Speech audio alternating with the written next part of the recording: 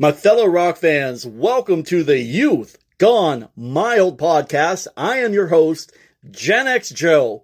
And if you haven't heard my first interview with Gunshine member Jake Tripp, well, I suggest you go back and listen to it because right now I have a second member of Gunshine, and that is the drummer, Tommy Salzburg.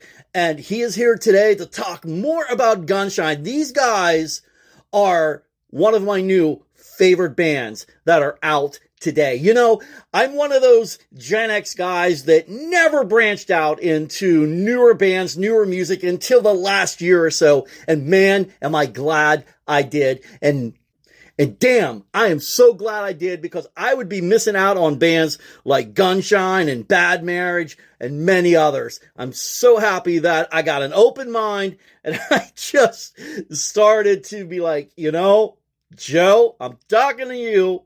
The 80s were great. The 90s were great. You're still listening to that music and there's nothing wrong with that, but you might want to think there are some other bands that carry the torches. And hell yeah, man. And Tommy, man, him and Jake and the other members of Gunshine, they are definitely carrying the torches. And Tommy is here today to talk about the tour that Gunshine is currently on, and it's going to be bringing them to Pittsburgh April 15th, which I will be there to meet the boys in Gunshine and to rock out with my yeah, okay. Little Stifler saying there. Anyway, and before I go on, I just want to thank our sponsor, Lisa Gandia of Celebrity Events, the nation's #1 New York-based celebrity booking agent, publicist, you name it, she does it. Hell, she's promoting me, or I'm promoting her. Maybe I'm promoting her. Anyway, Lisa freaking rocks as much as Gunshine rocks. Just saying. Now back to Tommy. Tommy and I, we talk Chicago sports. You know, I just let him go on. You know, I'm a Pittsburgh fan, but hey, he's my guest. I'm going to let him do his thing. But also talk about the tour that Gunshine is on currently right now. And I know I mentioned they're in Pittsburgh on April the 15th. Hope everybody turns out at the Crafthouse for that show. The band is going to be playing new tracks off of their Grand Rising album that is currently out on vinyl, but not digitally released just quite yet. All right, so polish up your guns and let them shine. Here is my interview with Tommy Salzburg of Gunshine. Hey, man, what's up? Hey, all good. Oh, yeah, man. Yeah, just rolling back from Guitar Center. Bought some cymbals on the last tour, and it cracked on me just recently, so gotta get them swapped out. That's because you play too hard, man. Okay, what am I saying? You can never play too hard, right? I'm pretty aggressive with them, but you know, when you grow up, you know, listening to like shit like Bonham and Aldridge, it's kind of hard not to have that feel in there, you know. Oh, yeah, man. Tommy Aldridge, what a killer drummer, man. Jeez. Oh, yeah. He's one of my favorites, man. Yeah, I was lucky enough to get to see him in Whitesnake. Yeah, I got to see him a few times in Whitesnake, and I was stoked. My fiance got us tickets for Scorpion and Whitesnake when I was still living in Chicago, and unfortunately, that was the 3 shows before. Like, oh, David Coverdale's sick, and I was like, oh well, you know, there's like a week or so in between, you know, he'll get over it, and you know, obviously retired and everything, and never got over it. Unfortunately, I'm a big Whitesnake fan, so. Yeah, me too, man. I'll tell you, that's one of those bands that I wish that could actually do like a residency just for a little while and bring in the fans. Yeah. But I mean, I get it. I'm pretty sure, feeling like I think I know Dave's like headspace on it, which is probably, you know, like Dee Snider's. Like, if I can't give my best, I don't want to, you know, give half-ass or not my best, you know. Yeah, well, you know, and I get where Dee's coming from. I still feel Dee kind of got that vocal range. He can still pull it off, but with what he got going on physically, that's probably where he's coming from on that. Yeah, and I mean it's that too. He doesn't want to just, walk around the stage and like as much as I love Scorpions and Klaus Meine, it kind of hurt to watch Klaus Meine just kind of shuffle around the stage and I'm like, he used to be a wild man on stage too. Yeah, I've seen some videos, and there comes a time when you definitely gotta hang it up. Yeah. And it's not like they can't do something else with it. It's just probably that era of, their musical careers probably, they want to hang it up and end at the peak of their performance, before it starts getting rough. But, Yeah. Father Time remains undefeated. Yeah. Yeah, no doubt. No doubt, man. We're losing too many of, well, you're young, but for me, I'm losing too many of my musical heroes. I mean, it's the same for me. I might be, 31, but I mean, my roots are in 70s and 80s rock. And of course, I still love a lot of, things that come out today. But I mean, that's like at my core, Maiden and Priest and Winger, Dokken, Kicks, Dio, all that stuff is like my bread and butter. So, My oldest boy, I should say, he's 18, and I raised him on all of that, and he's a huge Alice Cooper fan. yeah, me too. Yeah, absolutely, man. And I don't know if this is his last year touring or not, but I hope not. See, Alice is one of those guys. He kind of just happened to set himself up right where it's like because of what he does, he's got a decent vocal range to begin with, and he still has it, but there's not a lot of super demanding, high vocal parts that he has to do. And on top of it, his persona on stage, it still feeds into that. He doesn't have to run around and be a wild man. It's that, dark character that he plays that, he doesn't have to be brash. He can be, sinister while being, I guess, for lack of a better, term for it, like slower paced. Yeah. So I mean, I don't see him, plus not drinking or doing drugs since, like 1980 does a lot of good for you. So Yeah, yeah, I know he's a big advocate of that, man. And I know I've read his autobiography, and man, he said golf saved his life. So yeah, and that's where I learned that like it's like whack-a-mole, you pop that addiction, now another one pops up. He's like, fortunately, it was golf. yeah, right. Although I know for some people, golf will cause them to drink. So Yeah, yeah. I don't. I've gone golfing sober since I've been able to drink one time, and that was just this past January because I do dry January every year. And oh, yeah, okay. I was out golfing with one of my buddies, and I was like, this is weird. Like I'm not drinking anything. And I Yes, didn't play any better or worse. So right. Right. Oh, well, the older I got, I played beer league softball, and you know how that was back in the day, your age. And then now I'm 51, and I'm out there sober, and literally I see guys will have like a fanny pack and have their beer in it or their cell phone in the outfield and texting. I'm just like, I can't deal with this, man. I want to play. yeah, I mean, I still play beer league hockey, and I'm still very competitive to a point.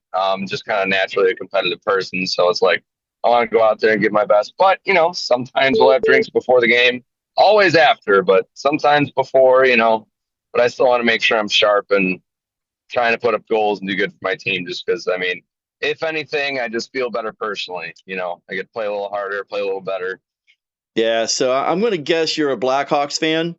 of course. Well, you had my favorite goalie for the longest, well, I don't want to say the longest time, but for a little while, Marc-Andre Fleury. Baltimore? Oh, Flurry, yeah. Yes. Old Flower, man. I was so happy when we got him, but I knew as soon as we acquired him, I'm like, he's not going to be here long. He doesn't have a lot of years left. He wants to go for another cup. Yeah. Yeah. Well, he was on my Penguins team for all those years, man. And I Yeah. even though he did that little farewell one game in the preseason tour and he kind of signed a training tryout deal with them, I still wanted him to at least play one official more game, because I don't go for those. I'm going to sign a contract and retire type of deals.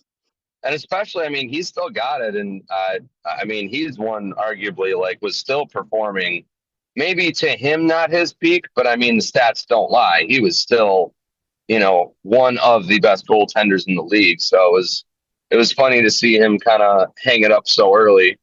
'Cause I mean, he was still playing super competitive, but also, they weren't giving him the starter spot in Minnesota as much anymore. And I think that was kind of more like, to him, the writing was on the wall. Like, I won't be able to get another starter position unless it's probably with a non-cup competing team, just because that's how it kind of works in the NHL. They're generally going to go with the younger guy almost no matter what. Yeah. So, but I mean, man, the numbers that he put out, I know I can't think of what he is second place all time, but I know he's, Hall of Fame career. oh, absolutely. No doubt. He was one. I mean, funny, Penguins, I used to absolutely hate Crosby, but that was when he was in his crybaby era. Granted, he was getting a lot of, unfair whacks and hacks, but was growing up like, oh, Sid, he's just a whiner, blah, blah. Right. We got Caden Taves. But especially now, like, I became a very large Crosby endorser. Like, I love that guy now. Yeah, him, Treese Bergeron, of course, from the Bruins, guys like that. Yeah. Well, I'll throw a name out for you, Blackhawk name. Stan Mikita. 21, baby. Yeah, that was one of the inventors of the curve stick. Well, my grandfather, he was never a sports fan, but he always would mention Stan Mikita.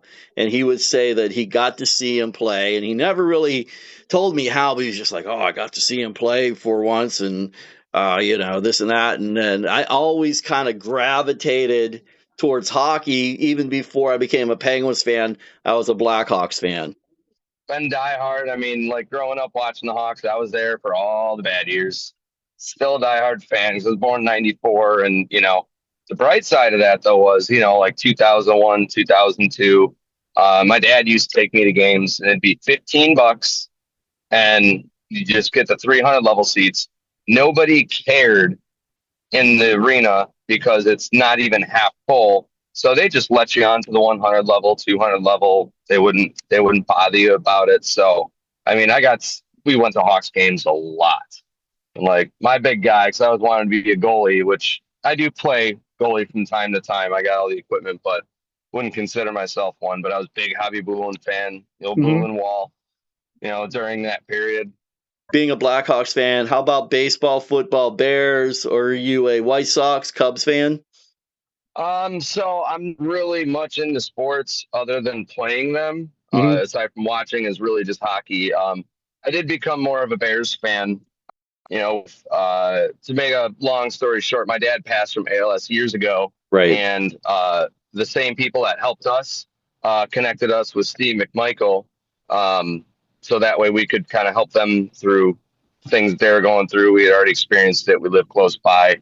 And then I got to know Mongo for a while. And it's funny, like we didn't really talk football a lot, but we would talk a lot of hockey. But I mean, ever since then, I was like, all right, I'm a Bears guy. I still got my Bears hat he gave me that I wear sparingly, so that way I don't lose it. Because he gave me one. I saw him the week before, and he gave me a hat. And I was on the bike in Chicago on the highway, and it just flew right off. So I came back the next week. I'm like, sorry, bud, I lost the hat already. He's like, take that one. But yeah, I mean, I'm a South Sider, so I guess I'd have to say Sox, if I do have to say one. And, Bulls were big in the 90s. So, but in terms of sports, I mean, it's really hockey. I followed NHL, Olympic hockey, of course, but aside from that, not too big into sports. But speaking of your dad, man, so okay, we talk about your dad. Oh yeah. So my dad was in a mildly successful band in the 80s, a band called Tattoo. They were on Metal Blade and Concrete Records. Had a music video on MTV on rotation back in the day. But he was really big in the Chicago scene, and that's really where I got my start with drums. There was always a drum kit in the house. There was always musicians around whenever he was playing in bands, and that's really what got me into it. But yeah, unfortunately, he was diagnosed with ALS back in 2019 and was gone by 2020 because he had a particularly aggressive form of ALS. So it was rough, but we continue to honor his name, and we do fundraising events for ALS every year in Chicago for him, Salzburg Strong event, which I'll be at, and some people from Gunshine also may or may not be at. But Nice. yeah, we continue to raise money and for ALS research in his name, and I actually managed to get some of the old tattoo boys back together. Unfortunately, the singers passed away, but I had one of my buddies sing in it, and got the other three boys from Tattoo back together and played a few songs there. So, nice way to honor him and as well as raise money for ALS research. Yeah, man. And I checked out some of your social media, and one of your profile pics is that with you and your dad. Yeah, it's been that same picture for I don't even know how many years, and everyone's like, "Oh, let's change it to show picture, whatever." I'm like, I love that one. It's like there's plenty of show pictures I can post on my profile like that. I love that picture of me and him. That's like totally embodies us. That was at a show, Joe's Live in Rosemont, Illinois, when they were doing the Monsters of Mock stuff, and went and started messing with them, and then he started messing with me, and we were always horsing around and hurting each other. He's a good man. He's a good man. Yeah, and I feel you with that picture. My mom passed away in 2022, and for at least 2 years, I kept the same profile picture up on my social media with her and me, and but for me, I just got to a point. It got harder and harder for me to actually look at the picture anymore without just flood of memories coming back. So I finally broke down and changed it. But for years, I had the same one up there. Yeah. I mean, I had that for a while, but at a certain point, I've been fortunate enough to have great family around me and friends that help me through it and say, you shouldn't be sad when you look at that. You should be happy the time you got to have with them and the relationship you had with them, because some people don't even know their fathers. Their fathers are not good people or whatever. Right. Like, just be thankful you got all those great years with them. I'm like, that's a better way to look at it. Yeah, 100%, man. Couldn't agree with you more on that. So, well, let's talk about Gunshine, man. How did you end up behind the kit for them? So that's a fun story. So years ago, I was with a touring tribute band called Night Train, and we were playing a show at Myrtle Beach House of Blues with another band called The Fifth. And that's how I first met Jake Tripp. And we had a great time that day, and felt like the shows were great. We were shooting the shit for a while.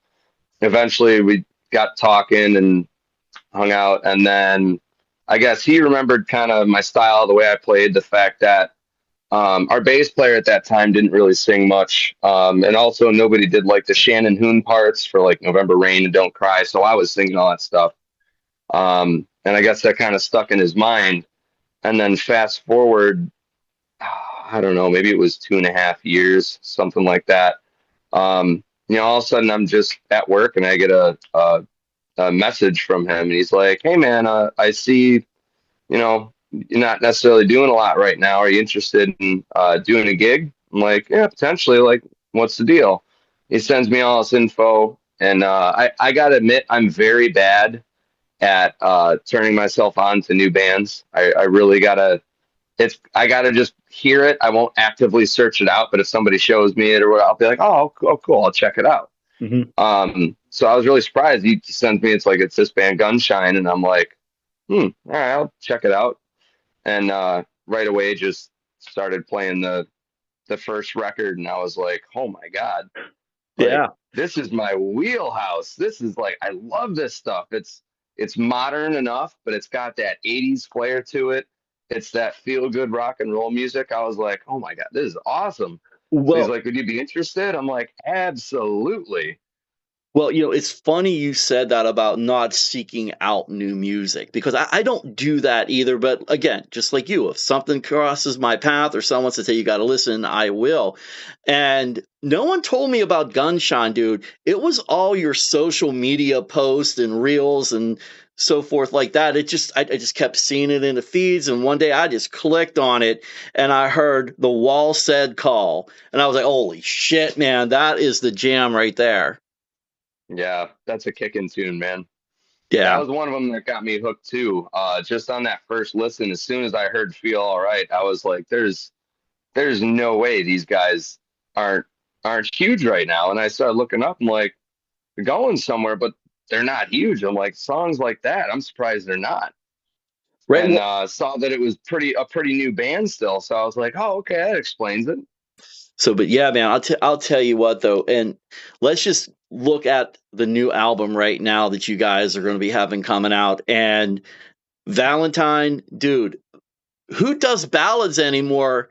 But you guys Yeah. killed it. Yeah, I mean, I ended up loving that song so much. I mean, you always have that like, oh, it's piano soft song, all right. And then, after production was all said and done and really got a first good listen with everything on it, I was like, oh man, this is absolutely stellar. And that was the first thing that came to my mind too. I'm like, put it in that same wheelhouse with like, the White Snake ballads and extreme ballads. I'm like, this is awesome. Well, I kind of got, the vibe of Home Sweet Home meets Don't Know What You Got Till It's Gone. Yeah, I mean, it definitely has that in there, and it's got that just real powerhouse, like punch you in the face when it kicks in moment, and like that, man, I love the way that came out. It wouldn't be right if I didn't mention Goth Girl. Yeah, that's also a great one. We had and I mean the video was such a good time to make. That's one where we knew we wanted to start doing some music videos on the new record. And we had our meeting call and everything, talking about ideas. And the next thing you know, like me and Austin just started taking it and running with it and coming up with like, all right, well, we got to find a goth girl.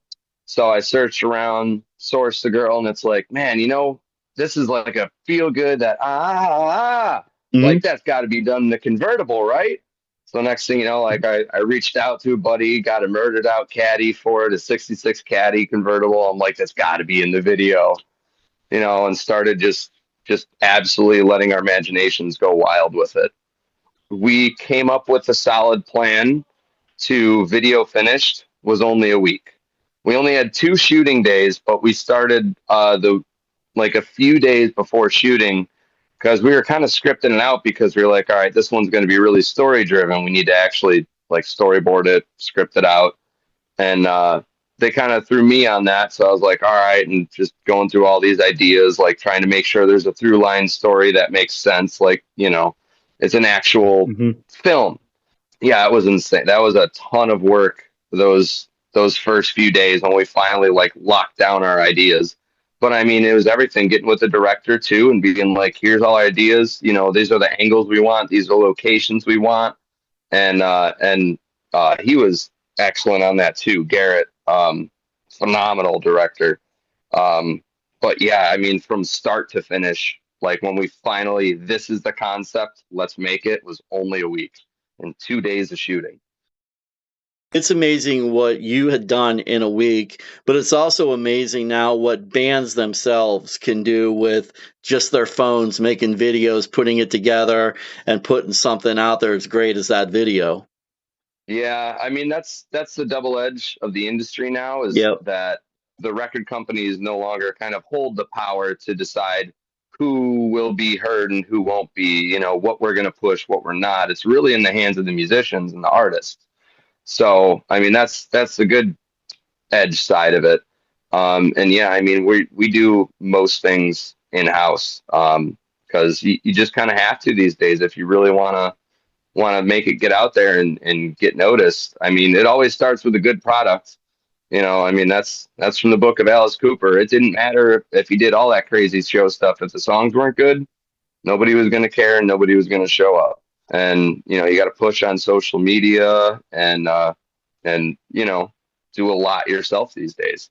But that's a nice thing. You have the ability to do a lot yourself these days, but it's a lot of work. Yeah, oh, no doubt, but yet you get creative control, and I think that right there is the Mhm. key to everything. Yeah, and that's been really nice with this.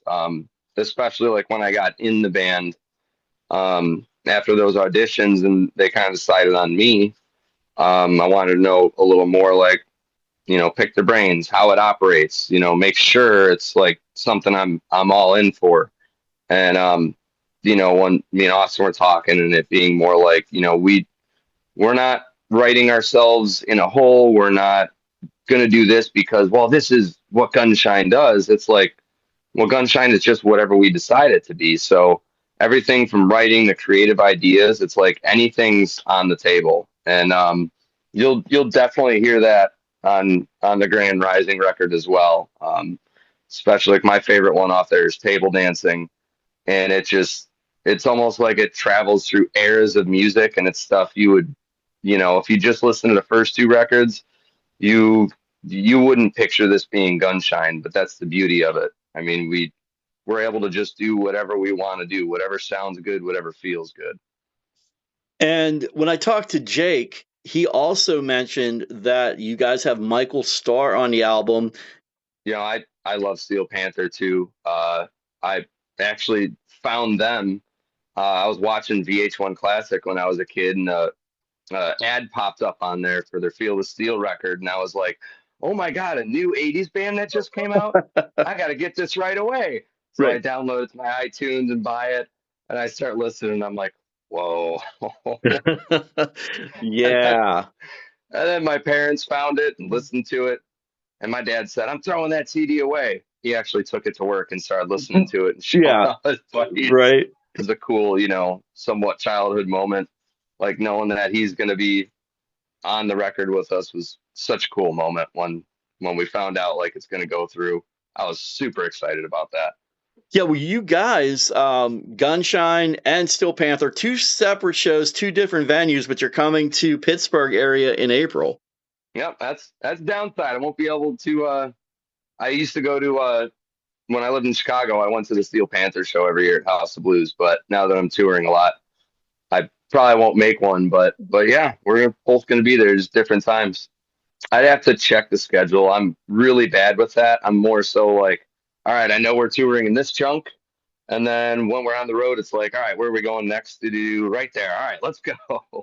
Yeah. So you guys will be at the Crafthouse on April 15th. And yeah, I look forward to actually hanging with you face to face. Yeah, absolutely. I'm gonna try to bring my my oldest boy. He's 18. There's some shows that you got to be 21, some are 18. So we'll have to see.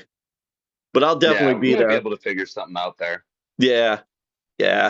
So, but I don't know. He's got a girlfriend now, so he might not want to hang out with dad and and rock stars anymore. So, but when I first heard Gunshine, let me tell you, Jordan, he just sounds so much like Vince Neil. That's funny you say it. Like I see that all the time. Everybody comments that he sounds like Vince Neil, sounds like Axl, sounds like Sebastian Bach, whatever. And the hilarious, ironic thing is that like everybody thinks he's like this, 80s kind of Sunset Strip guy, and he's like couldn't be more opposite. He's like the backwoods kind of country rock guy. Oh wow! I don't even think he can name more than like two songs by Motley Crue. Oh my gosh! I know. But it's funny too. Like I love Motley Crue, and I didn't really hear a lot of Vince or anything in there. Like to me, the inflection in his voice is a lot different. Like the only thing I ever thought he has a little bit of similarity with was maybe a little bit of like Mark Slaughter on some of his notes. But other than that, it is pretty uniquely gravelly the way he sings. It's pretty wild. I haven't heard anybody sing quite like him. I can see the whole Mark Slaughter feel right there. Yeah, I never thought about that, but most definitely. Yeah, there's a hint of it when he hits certain notes. He has a bit of an inflection, but I mean, generally overall, I mean, to me, he's got a pretty unique voice. I think a lot of people cling to that too because a lot of the first record is in that same kind of range. It'll be that same kind of aggressive feel like Motley has. But yeah, and I mean that too with Valentine. You hear another side of Jordan that you didn't get to hear on the previous two records, and you're gonna hear even more on the new record as well with some other songs. Yeah, man, I can't wait for it to come out, man. You guys got to keep doing what you're doing, man. You are literally keeping rock alive. Well, thanks, brother. We appreciate it. That's what we hope to do. I mean, like Austin told me the whole mission statement of this band when I joined, and there's not a lot of people out there doing it anymore. That how that first record was just that like 80s feel good like party music, and I know that was written in 2020s, and he explained that like that's part of that whole thing why that record sounds that way. The doom and gloom of 2020 Right. happening, he's like, we need some feel good like party music that you can just forget about your problems and just listen to at the bar, hanging out with your buddies, kind of thing. I think they definitely nailed it with that first record. That's Oh, yeah. definitely a good feel. Watch some of the videos of you performing, man. Your drum solos, man, they almost seem like a human highlight reel of their own. I always try and spice it up. I have like a guideline basically through my drum solo, which is, I'm gonna do something that builds up here, and then I'm gonna do my little like snare crash thing here, and then I'm gonna cool it down before I start doing a hand solo, and then I do something to get the crowd going, and then I end big. Like I have a guideline, but Mhm. what I do each night is off the cuff every time. I don't do the same thing twice. I just have a guideline of like take the audience here, here, here, here, and here, but everything else is just off the top of my head every night, which is why if you listen carefully you'll always hear mistakes in the drum solo because I'm always like, what am I going to do next, what am I do next, all right, let's do this now. Well, you know what? I don't think a lot of fans are really going to pay attention or, really fine unless they want to, just nitpick something that is so minor, Yeah. You combine all of that with everybody on stage and such, man. You're not going to know it, man. It's for me, kind of like with you. I'm living in that moment. I'm not going to be like, oh, dude, Tommy just fucked up, man. That's it. I'm done. So. Oh, well, thank God. You might hear that quite a few times. Well, my wife tells me I do that quite a bit with almost everything I do. So. She sounds like a battle axe. Oh, I might have to edit that part out if she actually even listens to my podcast. She was Oh, like, that's an old Norm Macdonald saying I always loved. "Oh My yeah. wife, she's a real battle axe. Oh God, I love Norm Macdonald, man. I wish he was still around." Yeah, no kidding.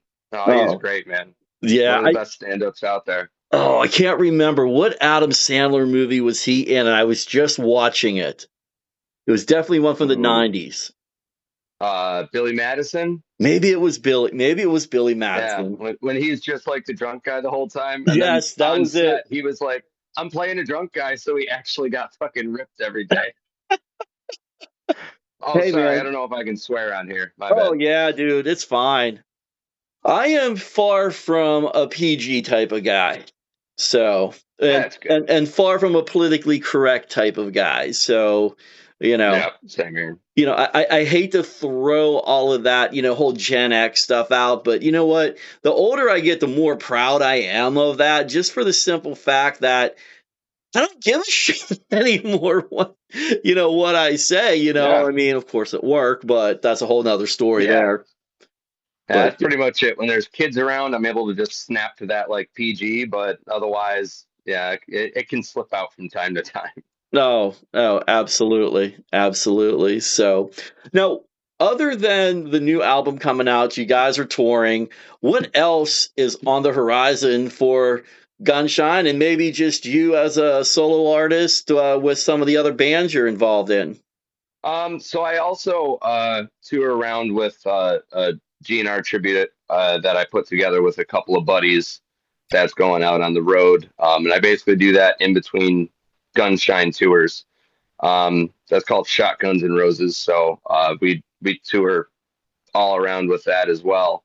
Because like my solo stuff, I also do an original band called Prep and Barium that you know that's like we love doing, and we just get to write whatever we want, and it's pretty heavy. But yeah, for the future of Gunshine, I mean, really, it's just for now pushing this record and hoping people love it as much as we do, and a lot of touring this year. I mean, that's the main of it. But we're definitely going to be getting together and starting to write the next one at some point soon, and really get everybody's flavor in there for this next one. But yeah, right now we're worried about, like, let's get on the road, let's meet people, let's make new fans, let's perform and enjoy ourselves. I mean, if we have a good time up there, it's hard for other people to not have a good time with us. Oh, no doubt, man. Perfectly said. The full album will be out on streaming in July. But right now, the physical media is available. We are selling CDs and we are selling vinyl. So I know a lot of people, we've had comments up the wazoo of people asking for vinyl. So to you guys, you made it happen. We finally listened. We have this one out on vinyl now. We are selling them at every show. So anybody who gets to go to a show, if you're able to make it, you're able to pick up anything Grand Rising as well as our previous stuff at the merchandise table. And it is available online too, as well as some exclusive merch through the Gold Diggers store. So, and you can, anybody who wants to buy that, you can always go to the links in the Gunshine bio on any media page, Facebook, Instagram. It's got the link, or our website, gunshineband.com. So, but you can buy. So if you don't want to wait to stream it, you can go out and get it. Yeah, and don't forget, April 15th, Pittsburgh, PA, at the Crafthouse. You're going to have the merch there as well. That's right. We're going to have the merch, and we're going to have a good time. Absolutely, man. I cannot wait for that show. It's a Wednesday night. I might have such a good time, I might have to take the next day off of work. Hey, I might have to take the next day off too. Crap, yeah, I can't hang like I used to anymore. So, but you're only as old as you feel, yeah, I know. I got to get the right mindset, So, all right, Tommy. Well, any last, I don't want to say last words. That's like a bad omen or bad marriage, as I should say. You guys are going out on tour with them, right? Or select shows, I should say. Select shows, yeah. And those are great guys in Bad Marriage too, man. We at least as long as I've been in the band, we did one show with them, but we had an absolute ball. Those are all killer guys. So we're looking forward to playing with them again. Yeah, I just had Mike Fitz on the show, and let me tell you what, and I went to see them at the Crafthouse as well. And you guys combining for, even if it's a few shows, dude, that's a killer lineup right there in my book. Yeah, and that was another band. Again, I'm super bad with it. I didn't actively search out like new music. And then I heard him at the show and I was like, yeah, no, this is good stuff. Absolutely, man. All right, Tommy. Well, hey, man, safe travels out there on the road for this upcoming tour, and I'll be looking for you on April 15th at the Crafthouse in Pittsburgh. Appreciate it, man. I'm going to see you there. All right, buddy. You take care. Take care, brother. Well, it was definitely a double-barrel weekend for podcast interviews with members of Gunshine. First, it was Jake Tripp, and now it was Tommy Salzburg. Man, they hold that rhythm section together beyond anything I could imagine. And I don't care what Tommy says and what Jake had said in the previous interview. I'm still holding out and saying that Jordan Benson, lead singer of Gunshine, man, he sounds so much like Vince Neil. And yes, I can see a little bit of Mark Slaughter there, but damn, I'm just saying, the second coming of Vince Neil. And also, I can't believe he's not that big of a hard rock fan. He more likes Journey and REO and different bands like that. But hey, you know what? To each their own. As long as Gunshine keeps rocking, that's all I care about. And again, a huge thank you to Lisa Gandia of Celebrity Events, our sponsor for the Youth Gone Mild podcast. All right, everyone, until next episode of the Youth Gone Mild podcast, rock loud, live proud. Peace out. Props, everyone, for listening. I am Gen X Joe, and this has been the Youth Gone Mild podcast.